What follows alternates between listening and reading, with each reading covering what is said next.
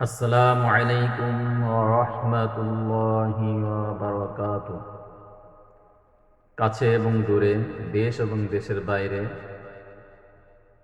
যারা আমাকে দেখছেন এবং শুনছেন, আপনাদের সকলকে মুসলিম জীবন টিভি চ্যানেলের পক্ষ থেকে অনেক অনেক মোবারকবাদ।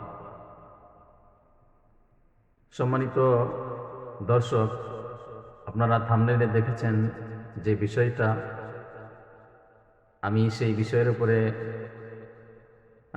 একটা আমলের কথা বলবো।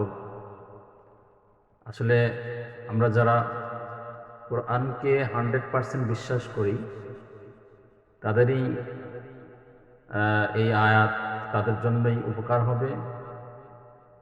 সেজন্য আমি সকলের প্রতি বিনীত আরজ করব, যারা আমাকে দেখছেন শুনছেন, তারা অবশ্যই কোরআনের প্রতি যে যেমন বিশ্বাস রাখবেন সে ততটুকুই উপকার পাবে। কারণ কোরআনে এমন কিছু আয়াত আছে যেগুলি পাঠ করলে সাথে সাথে আল্লাহ তাআলা সাহায্য আসবে। যেমন কোরআন মাজিদের সূরা তাওবার শেষ আয়াতটি ঠিক এরকমই একটি আয়াত, শুনলে অবাক হবে যে তাফসিরে রুহুল মাআনি 11 নম্বর খণ্ড 54 নম্বর পৃষ্ঠা, আল্লামা শিহাবুদ্দিন আল আলুসি বাগদাদি রহিমাহুল্লাহ তাআলা তিনি লেখেন যে কোনো ব্যক্তি যদি সূরা তাওবার এই শেষ আয়াত চক্ষু বন্ধ করে একমাত্র খালেস নিয়তে তার বিপদকে সামনে রেখে আল্লাহ তাআলার প্রতি মুতাওয়াজ্জ হয়ে এই সূরা তাওবার শেষ আয়াত তিলাওয়াত করে, আল্লাহ তাআলা তাকে চোখ খোলার সঙ্গে সঙ্গে সেই বিপদ, সেই উদ্দেশ্যকে আল্লাহ তাআলা পুরা করে দেবেন, সমাধান করে দেবেন। সুবহানাল্লাহ। তো আল্লামা শিহাবুদ্দিন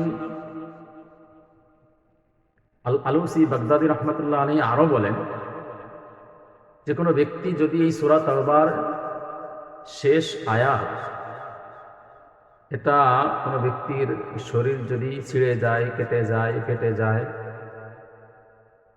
অথবা পুড়ে যায় অথবা মাথা ব্যথা বা যে কোনো অঙ্গে আঘাতের ব্যথা হয়, আর সেই স্থানে যদি হাত রেখে স্পর্শ করে এই আয়াতে কারিমা আল্লাহ তাআলার প্রতি মুতাওয়াজ্জ হয়ে একমাত্র আল্লাহ তাআলার কাছ থেকেই সাহায্য পাওয়ার উদ্দেশ্যে এই আয়াতে কারিমা যদি কেউ তেলাওয়াত করে, তো আল্লাহ সুবহানাহু ওয়া তাআলা সাথে সাথেই তাকে সেই উদ্দেশ্য, সেই বিপদ আল্লাহ তাআলা, সেই গায়ের ব্যথা, সেই শরীরের ব্যথাকে আল্লাহ তাআলা সমাধান করে দিবেন।